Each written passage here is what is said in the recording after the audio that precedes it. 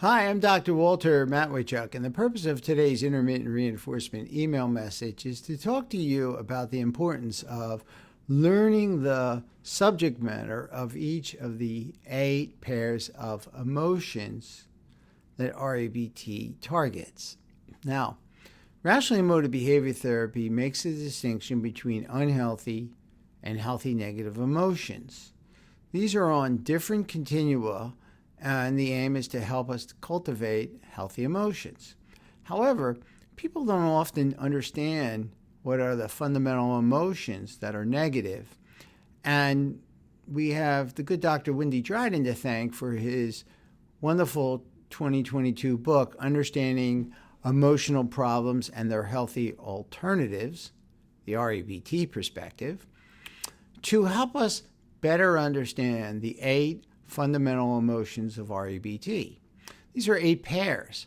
So, for example, anxiety, concern is one of the pairs. It's probably the easiest pair to talk about this healthy-unhealthy distinction. Each of the 8 pairs of emotions has or are focused on a different thematic content, a different subject matter. And the subject matter of each emotion is what helps us define the adversity that we are disturbing ourselves about. Oftentimes, people will have an idea of their emotional upset, what their emotion is at point C in the ABC model. They may have an insight that they are feeling shameful, say, but they're not so clear on what it is at A that they are shameful about. Now, the subject matter, or what can also be called the thematic content of shame, has to do with falling short of an ideal or falling short of a standard. Now, when you know that and you're feeling shameful, and you remind yourself of the thematic content, it becomes easier for you to then specify the hunch you have at A. It might be, oh, other people saw me fall short and of my standard, and they may be thinking poorly of me. And then you feel shame at point C. So by understanding the thematic content of each of the 8 pairs of negative emotions, it will help you specify your adversities at point A and the hunches you have about them, the distressing aspects of the adversity. It will also give you an emotional intelligence, if you will, that will enable you to make a distinction between shame and guilt, envy and jealousy, anxiety and depression. Dryden talks about how people often get envy and jealousy wrong. Jealousy involves a threat to our significant relationships, often romantic ones, and there can be unhealthy jealousy. The alternative to unhealthy jealousy is concern, or what also might be called healthy jealousy. Not a controlling jealousy, but just a healthy concern that you have a special relationship that you value and that you don't want to be taken away from you by a competing suitor. Likewise, but different than jealousy, is envy. Here, you prize something that someone else has. And in the unhealthy version of envy, you think that you should have it and they shouldn't. But the thematic content at A has to do with desiring something someone else has and not possessing that, and being envious of their possession of that. It might be a trait like intelligence. It might be a possession. Someone has a better job than you, or a bigger home. You might be envious. And people often say, well, he's just jealous of the home that this person has. And that's really false to the proper definitions, if you will, of these emotional words, that jealousy really has to do with relationships, and envy has to do with prizing the possession of something someone else has. Where jealousy has to do more with the subject matter of jealousy has more to do with a threat to a significant relationship, often a romantic one.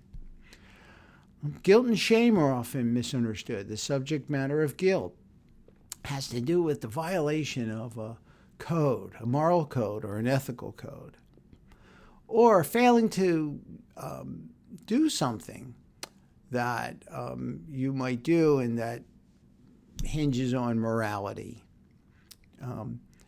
So shame is falling short of an ideal standard, but guilt has to do more with falling short of a moral standard or an ethical standard. There are 8 emotions that we talk about, hurt being another one. Hurt is when we're being treated in a way that we don't believe we deserve to be treated, often by someone significant. Usually, if you're treated poorly by someone, a stranger, you'll get angry at them because they're violating some sort of rule that you have. Whereas with hurt is reserved for loved ones, where you believe you're not getting treated in a way that you deserve to be treated, or that the other party doesn't value you quite the way you value them, and you think they should. And so knowing the thematic content of these 8 basic emotions, or pairs of emotions, does 2 things. It helps us to choose the healthy alternative. It also helps us to link the thematic content at A to the emotion at C. So sometimes we'll know what the emotion is at C, but we can't really quite specify what it is we're distressed about. And knowing the thematic content of each emotion helps us ferret out or identify the critical inference at A. Or even just describe it in a general way. Describe that what we call the situational adversity. So you may know the thematic content. You may know that you're upset because somebody broke some rule. Like one of the rules I have, which I hopefully don't anger myself about, is that people, I have this rule that it's good if people use trash cans rather than litter, and it's good if they don't graffiti walls and reserve their artwork, so to speak, for canvases rather than other people's buildings. And so I could anger myself in an unhealthy way and say that people absolutely must not display their artistic talents on a wall, on a public wall that other people on the side of someone's building say. But I would think twice about doing that. I would prefer to keep that as a preference rather than say they absolutely should not do that.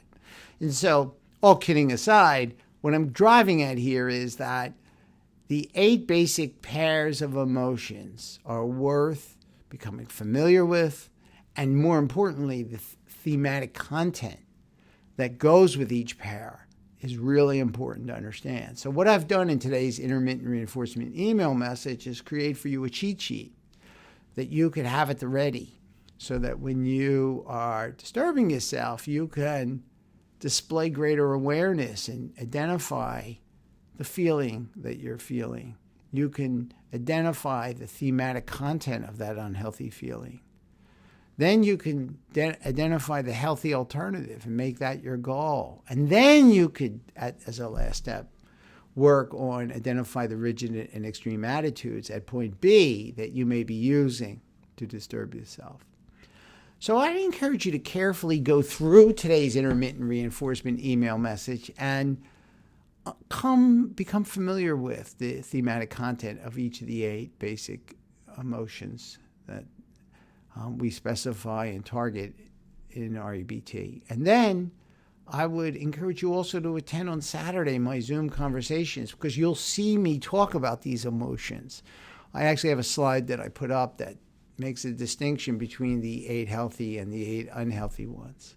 And I talk about how I talk about the thematic content of a particular emotion, so you can actually watch me identify the thematic content. It's important.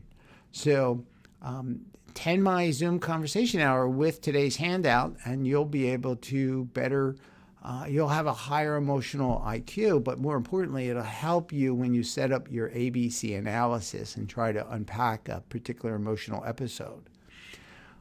My Zoom conversation hours are on Saturday at 9 a.m. in Philadelphia. That's 2 p.m. in the UK. That's 4 p.m. in Bucharest. That's 6:30 in New Delhi and 10 p.m. in Tokyo. I hope you can join us.